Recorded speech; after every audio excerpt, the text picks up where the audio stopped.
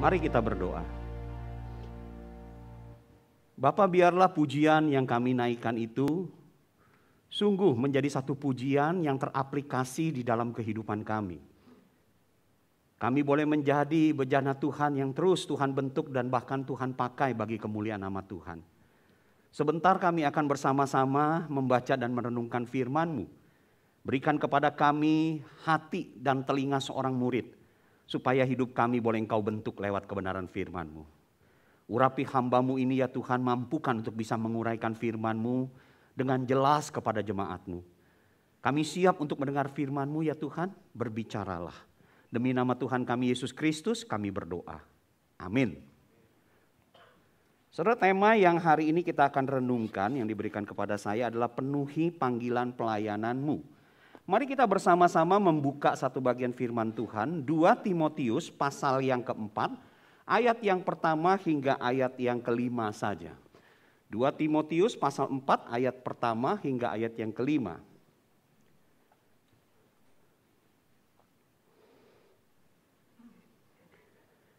Kalau sudah mendapatkannya, demikian firman Tuhan, 2 Timotius pasal yang keempat ayat yang pertama hingga ayat yang kelima.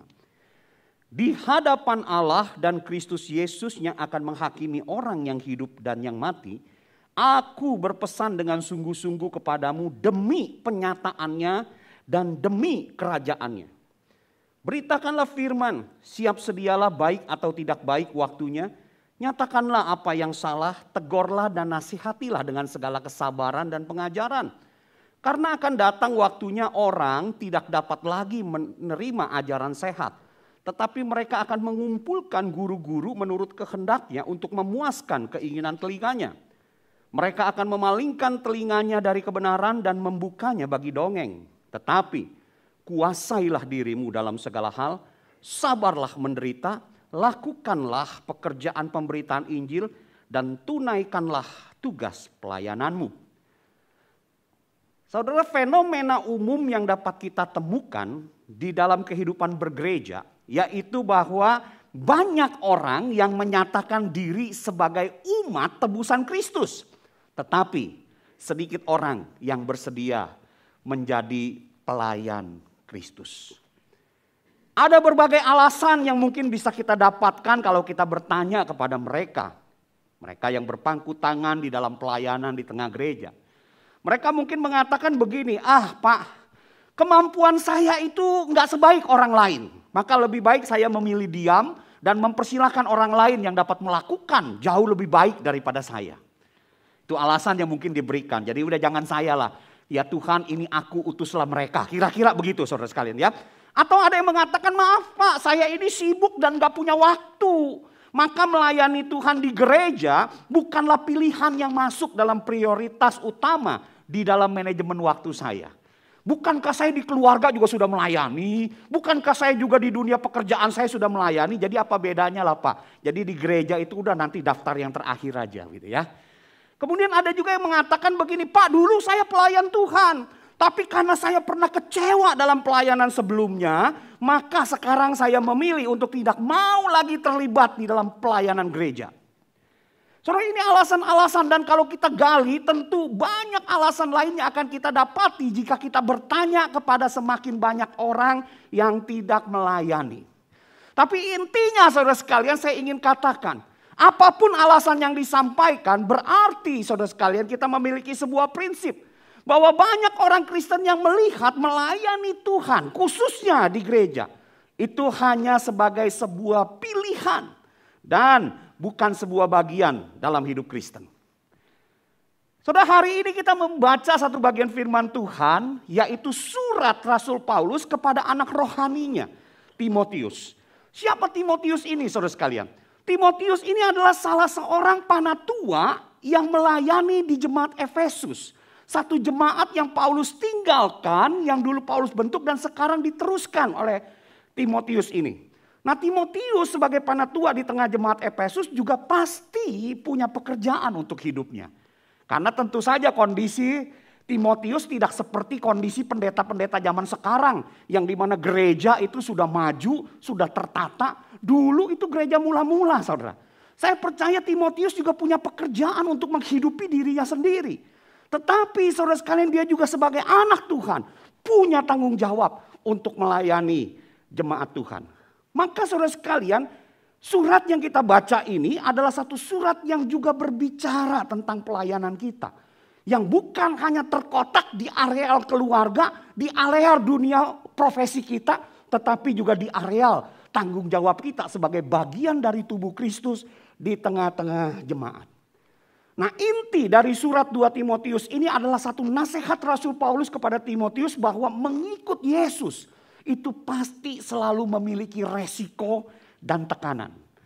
Paragraf dari surat 2 Timotius 4 ayat 1 sampai 5 yang kita baca ini berisi pesan yang sangat penting. Kenapa saudara sekalian? Karena ini disampaikan dengan situasi yang sangat kritis yang dialami oleh Rasul Paulus. Kalau saudara membaca 2 Timotius pasal 6 sampai ayat yang ke-8, saudara akan melihat di sana. Rasul Paulus dengan terus terang dia berkata, mengenai diriku, hai Timotius, darahku itu sudah mulai dicurahkan sebagai persembahan dan saat kematianku sudah dekat. Aku telah mengakhiri pertandingan yang baik, aku telah mencapai garis akhir dan aku telah memelihara iman. Sekarang telah tersedia bagiku mahkota kebenaran yang akan dikaruniakan kepadaku oleh Tuhan, hakim yang adil pada harinya, tetapi bukan hanya kepadaku, melainkan juga kepada semua orang yang merindukan kedatangannya. Jadi kalau saya singkat, Rasul Paulus akan berkata kepada Timotius dalam suratnya begini, hai Timotius, cepatlah datang kemari. Memang undangannya begini, cepat datang kemari.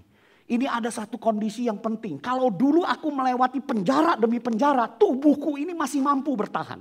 Tapi kali ini kelihatannya aku gak bakal lewat lagi dah. Tubuhku udah gak kuat, kematianku sebentar lagi. Maka datanglah kemari hai Timotius. Dan di dalam kondisi terpenjara dan kondisi seperti ini, dia memberikan nasihat kepada Timotius. Nasihat yang sangat penting yang tentu saja perlu untuk kita juga dengarkan. Yaitu Paulus mengatakan kepada Timotius ada 3 hal penting bagi seorang pelayan Tuhan untuk dapat memenuhi panggilan pelayanannya di tengah-tengah jemaat Tuhan. Yaitu yang pertama, bahwa pelayanan itu menuntut pertanggungjawaban. Kalau saudara membaca 2 Timotius pasal 4 ayat yang pertama, Rasul Paulus berkata begini, hai Timotius, di hadapan Allah dan Kristus Yesus yang akan menghakimi orang yang hidup dan yang mati. Artinya saudara sekalian, bagi kita yang hidup di dalam dunia ini, hidup itu bukan sebuah hanya perjalanan. Dari hidup menuju mati selesai. Enggak saudara sekalian ya. Dikatakan bahwa satu waktu itu hidup di hadapan Allah dan di hadapan Kristus Yesus harus dipertanggungjawabkan. Karena kehidupan yang dijalanin itu akan dinilai oleh Tuhan. Akan dihakimi oleh Tuhan. Karena itu memenuhi panggilan pelayanan kita dalam hidup ini merupakan bagian kehidupan Kristen juga. Yang akan berhadapan dengan penilaian Kristus. Yang akan berhadapan dengan penghakiman yang terjadi bagi orang yang hidup dan yang mati. Dan di hadapan pengadilan Kristus inilah, maka orang Kristen harus mengakui bahwa hidup yang telah mengalami penebusan sesungguhnya bukan milik saudara dan saya lagi. Sebab kita sudah dibeli, harganya sudah lunas dibayar dan milik hidup kita ini adalah milik Tuhan. Maka kalau kita mengakui hidup ini adalah milik Tuhan, hidup ini berarti adalah tentang kesenangan Tuhan. Bukan tentang kesenangan hidupmu, bukan tentang kesenangan hidupku. Ini adalah tentang kesenangan Tuhan. Jadi pada waktu penghakiman itu digelar, Tuhan senang gak melihat hidup yang kau jalani? Soalnya itu yang Paulus sebenarnya ingin tekankan. Dan hidup yang menyenangkan Tuhan adalah hidup yang diarahkan kepada satu titik. Yaitu apa? Berkenan kepada Allah. Itu panggilan kita. Saudara, ini bukan berbicara tentang kesuksesan dan kebahagiaan kita dalam hidup. Melainkan saudara sebuah kehidupan yang pada akhirnya ketika ada di dalam penghakiman Tuhan. Tuhan akan berkata, engkau hambaku yang baik dan setia.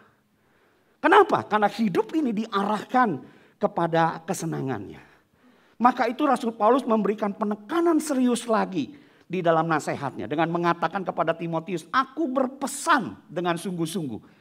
Demi penyataannya dan demi kerajaannya. Apa maksudnya saudara sekalian? Sampai dikatakan berpesan sungguh-sungguh demi penyataan Tuhan dan demi kerajaan Tuhan. Maksudnya saudara, demi penyataan dan demi kerajaan ini menunjuk begini saudara. Kalau berbicara tentang penyataan Tuhan itu menunjuk kepada dua hal. Yaitu penyataan di mana Kristus turun ke dalam dunia menyelesaikan karyanya sebagai penebus bagi kita. Kemudian dia naik di sorga, duduk di sebelah kanan Allah. Di mana dia disebut sebagai firman yang menyatakan diri menjadi manusia, menjadi penebus bagi saudara dan saya.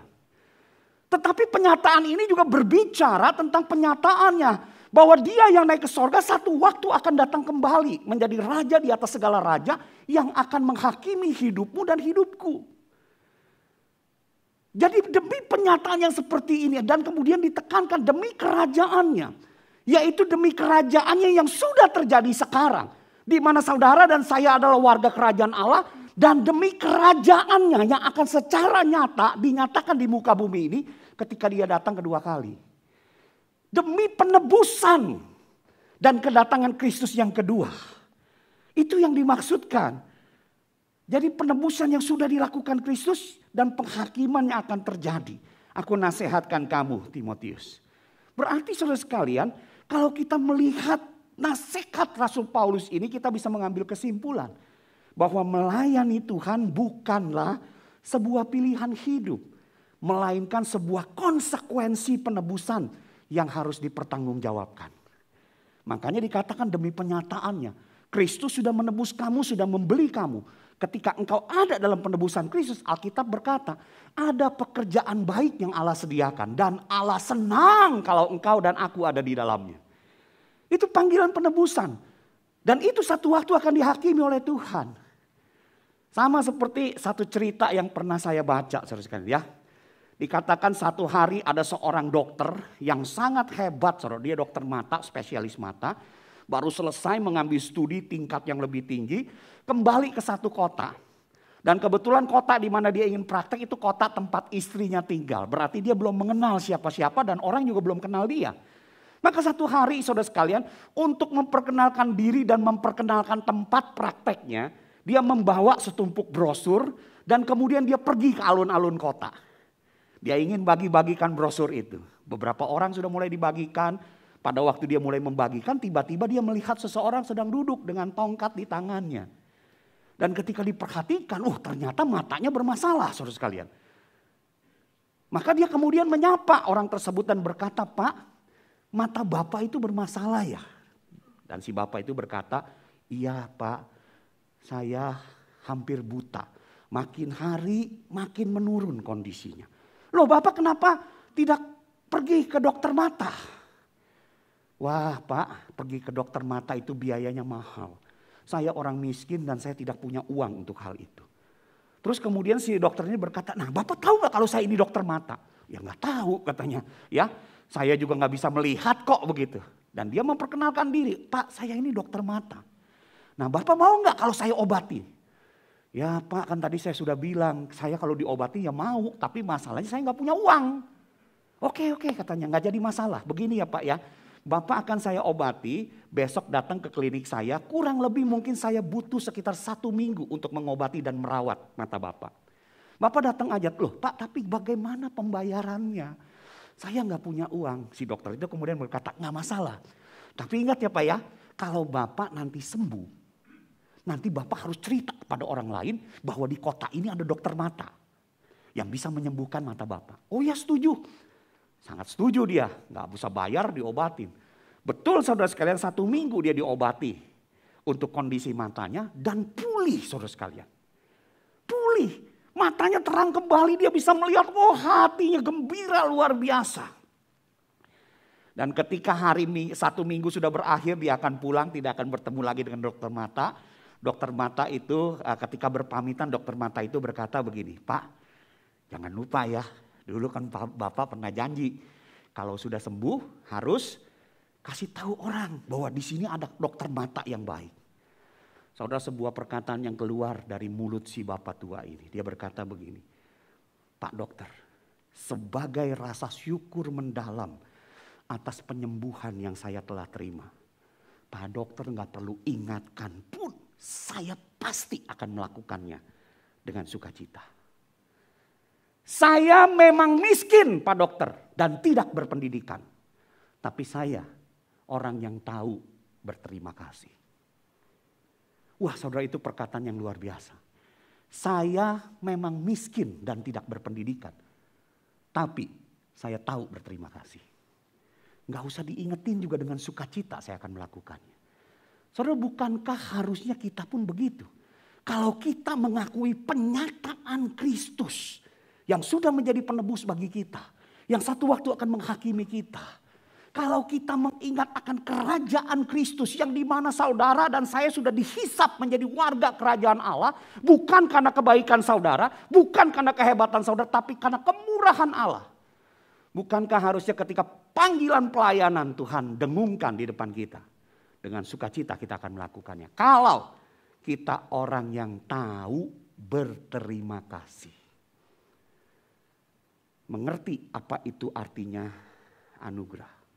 Kalau kita orang seperti gitu saudara sekalian, maka percayalah, kesibukan kita, kemalasan kita, keminderan kita, bahkan kekecewaan kita, itu tidak akan menjadi alasan bagi kita untuk kita menarik diri dan tidak melayani dari pekerjaan Tuhan melalui gerejanya yang memiliki imbas yang sangat luas ini. Saya percaya akan hal itu. Maka itu saudara sekalian, kita harus melayani Tuhan di dalam segala kondisi yang ada. Karena itu satu keharusan. Itu adalah sebuah konsekuensi dari kehidupan yang telah menerima penebusan Kristus. Karena itu saudara sekalian, penuhilah panggilan pelayananmu. Memang tidak semua orang dipanggil seperti Timotius menjadi pemberita Injil, pengajar, gembala dan lain sebagainya. Enggak semua orang dipanggil untuk hal itu.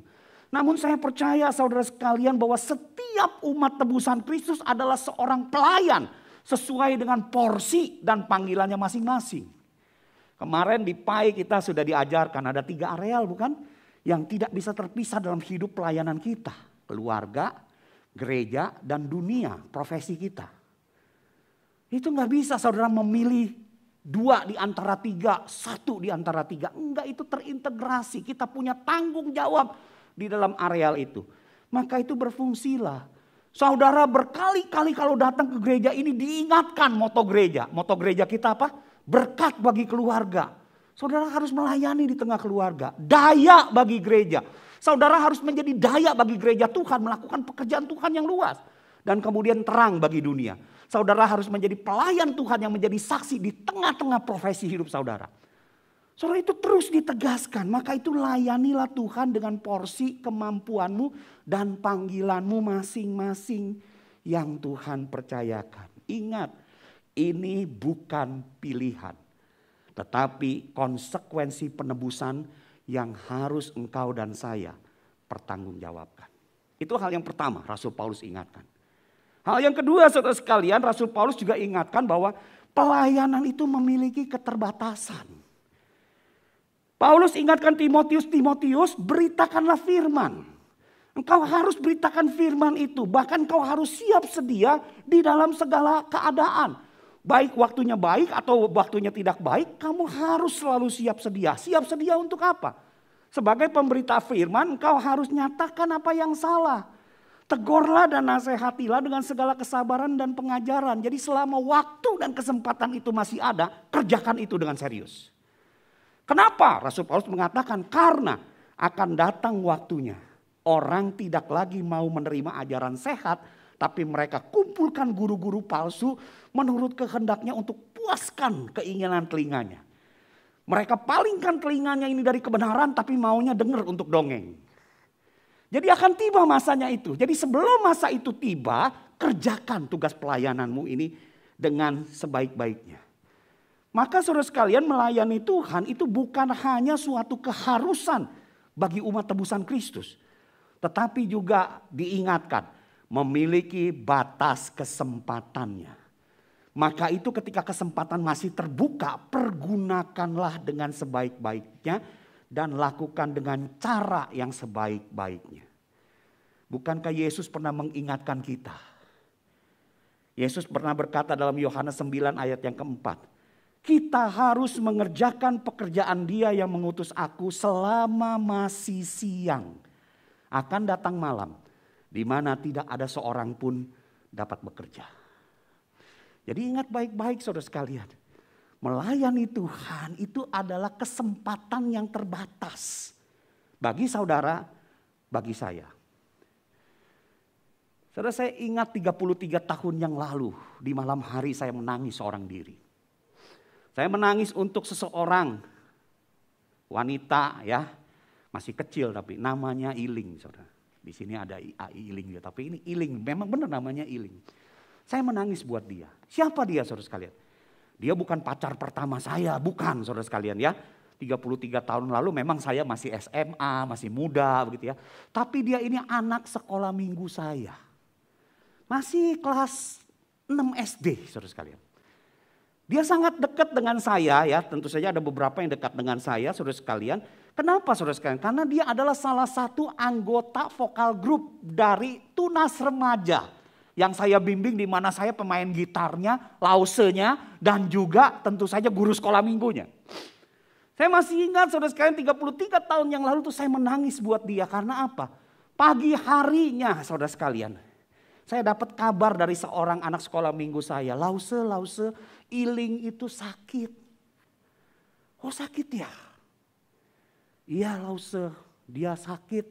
Mungkin nanti siang mau dibawa ke rumah sakit. Kabarnya begitu. Dan betul saudara, siang dia masuk ke rumah sakit. Malam itu saudara sekalian karena ada sedikit urusan, tapi urusan tidak mendesak ya. Karena berkaitan dengan saya sudah janji sama teman mau fitness. Terus kemudian ada juga rencana dolan, akhirnya saya menunda. Saya berkata, ya udahlah jangan hari inilah, jangan malam ini.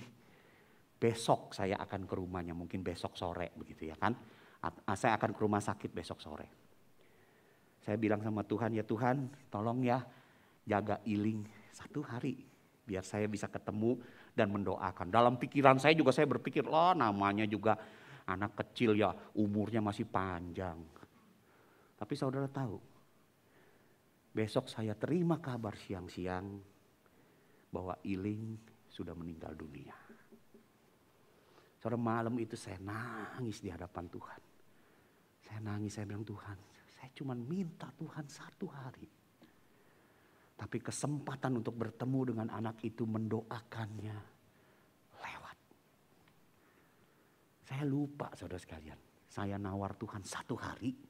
Saya lupa kalau batas hidup manusia antara hidup dan mati 1 detik. Saya lupa itu. Saya menangis malam itu dan berkata Tuhan kesempatannya lewat.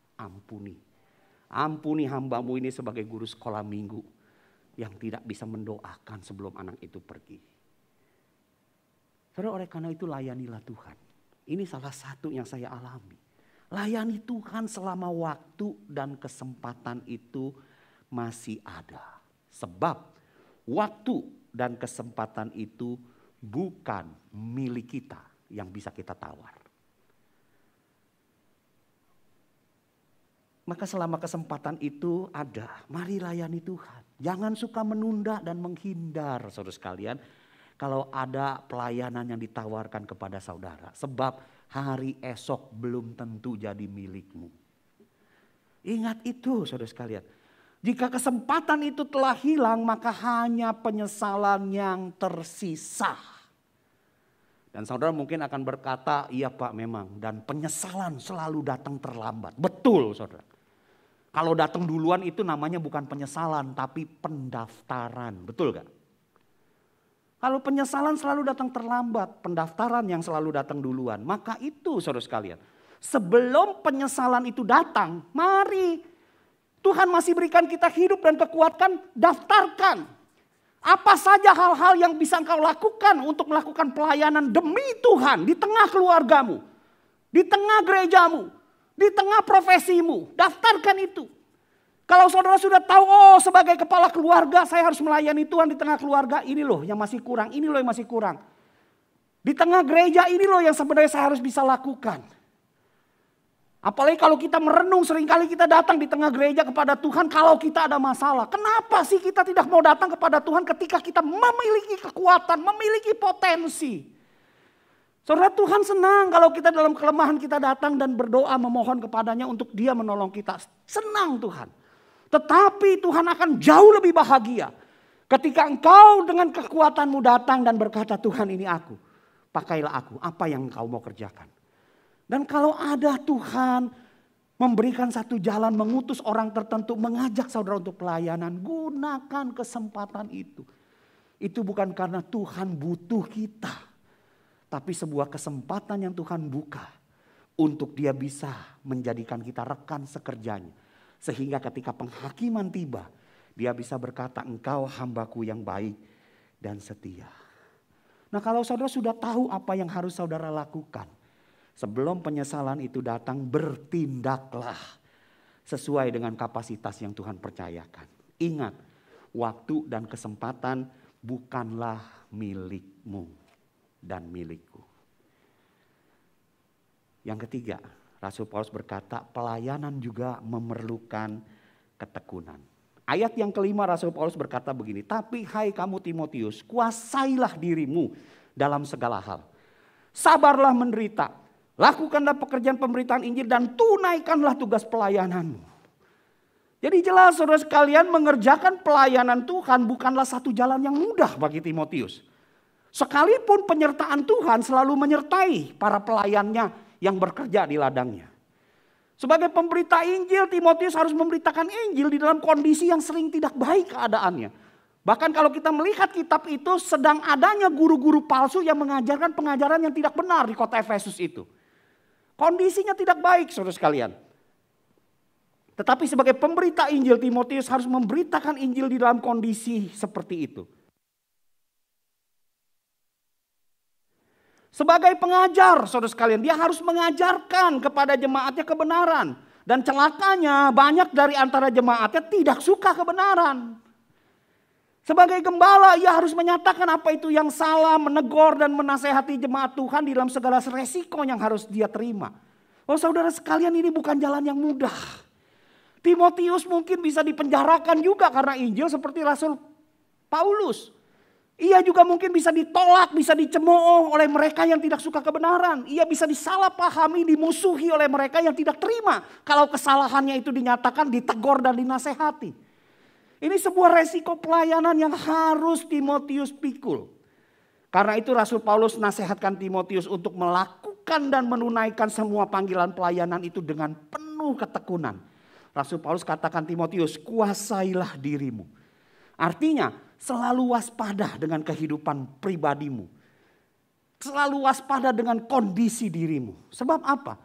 Sebagai seorang pelayan Tuhan, ketika iblis ingin menghancurkan engkau, terkadang saudara sekalian dia akan menghancurkan engkau lewat kehidupan pribadimu yang tidak engkau awasi dengan baik. Maka itu betul kemarin seperti yang Pak Binsar katakan. Kehidupan pelayanan gak bisa lepas dari hidup pribadi. Itu sesuatu yang menyatu. Maka awasi dirimu dengan baik-baik hai Timotius. Jangan sampai lewat godaan-godaan iblis di area-area tertentu. Maka iblis itu mengalihkan hidupmu dari panggilan pelayanan. Maka sebagai seorang yang melayani Tuhan, awasi dirimu itu dengan baik-baik. Kejujuranmu di dalam usaha, kehidupanmu dengan keluarga, itu awasi dengan baik-baik.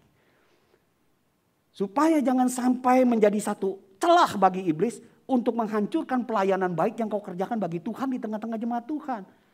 Dan kemudian dikatakan sabarlah menderita. Artinya pelayan Tuhan yang, kalau kita menjadi seorang pelayan Tuhan, sabarlah menderita itu artinya kita menjadi orang yang tahan uji di dalam waktu yang panjang.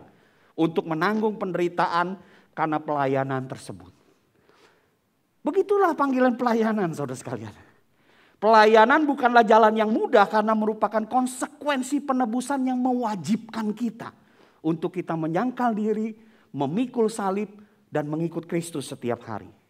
Itu panggilan pelayanan. Maka ketika kita setia melakukannya dan menunaikan tugas pelayanan yang Tuhan percayakan, maka sepanjang jalan itu kita mungkin bisa merasa gagal dan bisa menjadi tidak bahagia. Bisa terjadi saudara sekalian.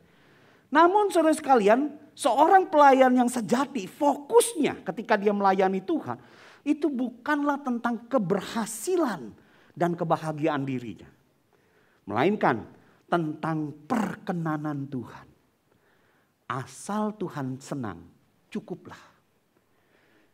Mau disalahpahami, mau mengalami kesulitan, penderitaan, kesusahan di tengah pelayanan. Asal Tuhan tersenyum, cukup udah.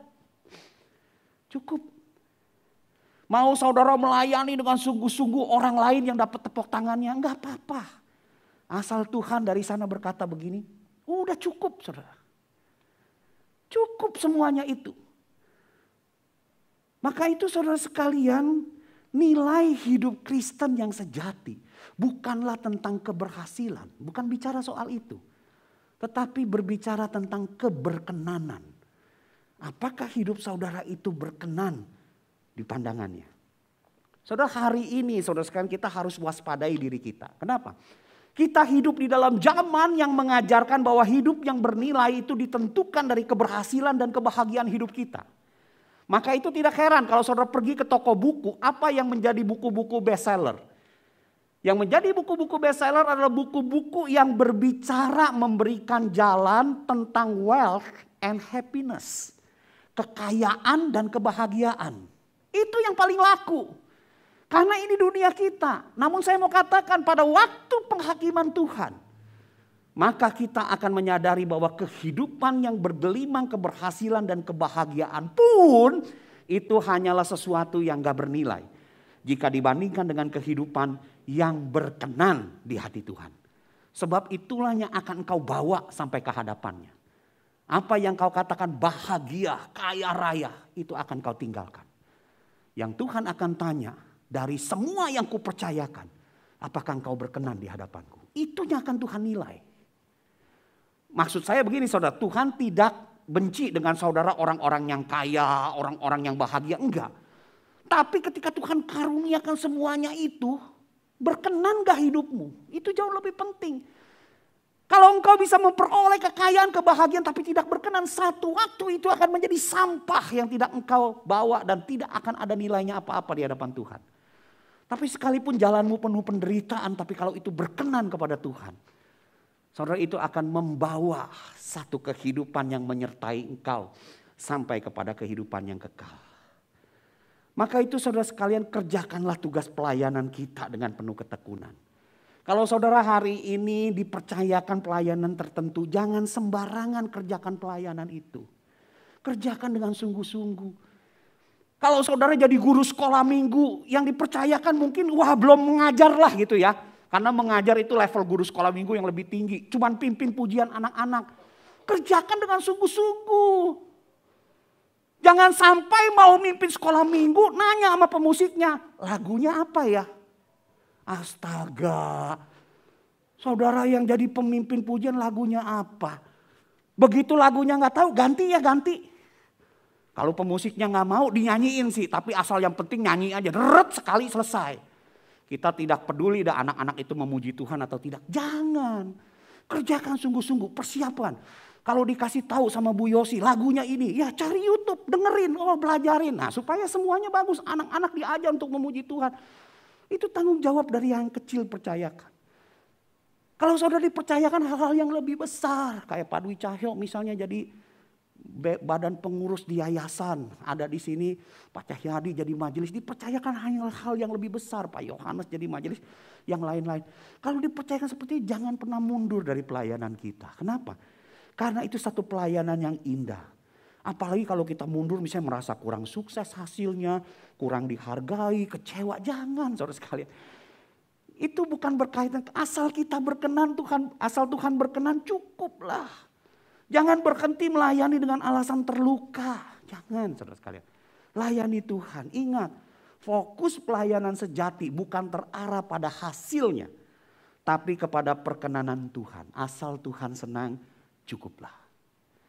Saudara, hari ini firman Tuhan mengingatkan kita satu hal penting. Tentang hidup melayani.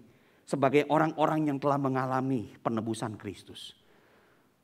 Tunaikan tanggung jawab pelayananmu selama ada kesempatan dengan penuh ketekunan. Di tengah-tengah keluargamu, di tengah-tengah gerejamu, di tengah-tengah profesimu atau duniamu. Saudara, kita harus tunaikan ini. Ingat saudara, untuk semua itu saudara sekalian, Kristus sudah bayar kita itu di muka. Sama seperti yang tadi saya katakan, dokter mata yang sudah menyembuhkan seorang tua dengan kasih karunia-Nya. Tidak perlu diingatkan juga, Pak, saya akan lakukan. Saya memang miskin dan tidak berpendidikan, tapi saya tahu berterima kasih. Jangan sampai kita menjadi orang yang kaya, berlimpah, pintar, berpendidikan, tapi celakanya tidak tahu berterima kasih dan tidak melayani Tuhan. Padahal itu merupakan konsekuensi penebusan. Satu pembayaran yang Tuhan sudah bayar di muka, lunas buat kita dan buat saudara dan saya. Kemuliaan sorga dia tinggalkan karena apa? Kasihnya kepada saudara dan saya orang yang berdosa. Kemahakuasaannya sebagai Allah dia kekang sementara dalam rupa manusia. Dia batasi dirinya, dia tidak gunakan itu. Dia terima segala kelemahan-kelemahan itu demi saudara dan saya untuk menjadi manusia sejati. Menjadi penebus yang layak di hadapan Tuhan untuk menebus dosa kita. Jalan salib yang begitu mengerikan. Dia tetap pakai itu dengan setia dan bahkan dia selesaikan. Demi apa? Demi menebus saudara dan saya. Bukan karena dia berdosa tapi dia dijadikan dosa karena kita. Itu Yesus lakukan. Tubuh yang hancur, terpecah, darah yang habis tercurah, diberikannya semua. Sebagai harga pembayaran penebusan saudara dan saya. Apalagi yang kurang yang Tuhan lakukan bagi kita. Masalahnya kita hargai itu atau enggak. Dan harus kita akui saudara, kalau kita akui kita sebagai umat tebusan. Apapun yang kita lakukan sekarang hingga masanya akan datang. Itu sudah dibayar lebih dahulu. Celakalah kita kalau sudah terima pembayaran, tapi kita tidak kerja. Karena itu saudara sekalian, mari kita jangan menjadi orang-orang Kristen yang pasif dan bahkan merasa nyaman kalau kita tidak melayani Tuhan di tengah-tengah gerejanya. Tuhan senang ketika engkau datang dengan kelemahanmu, tapi Tuhan jauh lebih bahagia ketika engkau datang kepadanya dengan kekuatanmu. Menyatakan diri bahwa engkau mengasihi dia dengan segenap hatimu, segenap jiwamu, dan juga segenap kekuatanmu. Ketika engkau datang dan berkata, Tuhan ini aku, pakai aku. Apa yang kau mau, pakai. Aku belum tahu, tunjukkan orang-orang untuk membimbingku. Kalau saudara hari ini gak tahu mau melayani apa, saudara saya mau katakan banyak pelayanan yang bisa dikerjakan. Datang sama Pak Bill, datang sama saya, datang sama Pak Martinus, datang sama Bu Yosi, Paulus. Banyak pekerjaan yang bisa kita kerjakan. Maka itu saudara sekalian, mari kita terus berjuang. Untuk menunaikan tanggung jawab pelayanan yang Tuhan percayakan selama masih ada kesempatan dengan penuh ketekunan. Mari kita tundukkan kepala, kita ambil waktu sejenak. Kita berefleksi terhadap hidup kita. Sudahkah saudara menjadi pelayan Tuhan yang baik? Dan melakukan pelayanan itu di tengah-tengah kehidupan keluarga saudara. Di tengah-tengah kehidupan gereja saudara. Di tengah-tengah kehidupan dunia saudara. Kalau saudara masih merasa ada hal-hal yang belum saudara lakukan, mohon ampun kepada Tuhan. Ambil komitmen di hadapannya. Ingat, untuk semua yang sedang kau kerjakan dan akan engkau kerjakan, Tuhan sudah membayar lunas di muka. Biarlah engkau ditemukan sebagai hamba yang baik dan setia. Kita ambil waktu sejenak di hadapan Tuhan.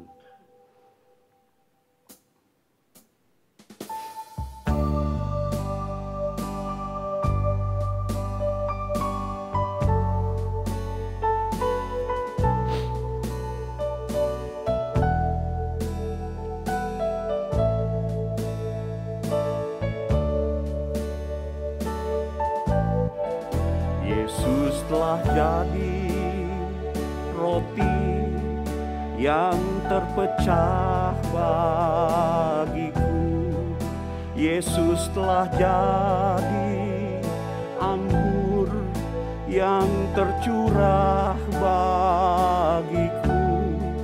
Aku mau jadi hamba yang taat dan setia selalu. Melayani lebih sungguh. Tuhan lebih dulu melayani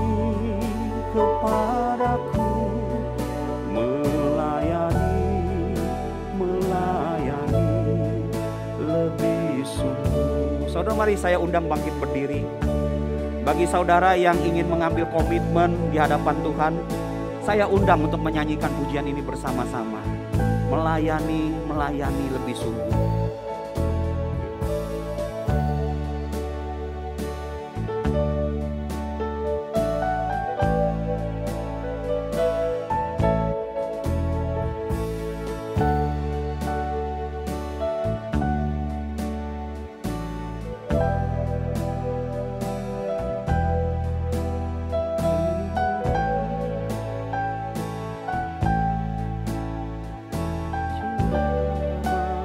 Aku mau jadi hamba.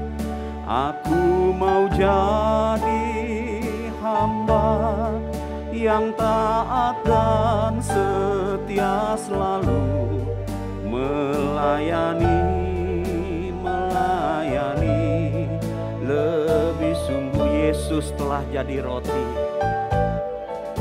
Yesus telah jadi roti yang terpecah bagiku. Yesus telah jadi anggur yang tercurah bagiku. Aku mau jadi hamba yang taat dan setia selalu melayani, melayani lebih sungguh. Tuhan lebih dulu, Tuhan lebih dulu melayani kepadaku, melayani, melayani lebih sungguh. Ya Tuhan, Kau mendengar segala doa yang disampaikan jemaat-Mu. Komitmen mereka untuk menjadi pelayan-Mu yang baik dan setia dalam kondisi apapun. Di tengah-tengah keluarga mereka, di tengah-tengah gereja yang Tuhan percayakan sebagai bagian dari tubuh Kristus di mana kami berada. Di tengah-tengah profesi mereka, dunia mereka. Tuhan, kuatkan komitmen mereka. Teguhkan, mampukan, pakai bagi kemuliaan-Mu ya Tuhan. Supaya ketika hidup kami harus dipertanggungjawabkan di hadapan-Mu dan penghakiman-Mu, Engkau menyapa kami sebagai hamba yang baik dan setia. Inilah permohonan kami umat-Mu ya Tuhan. Demi nama Tuhan kami Yesus Kristus, kami berdoa. Amin.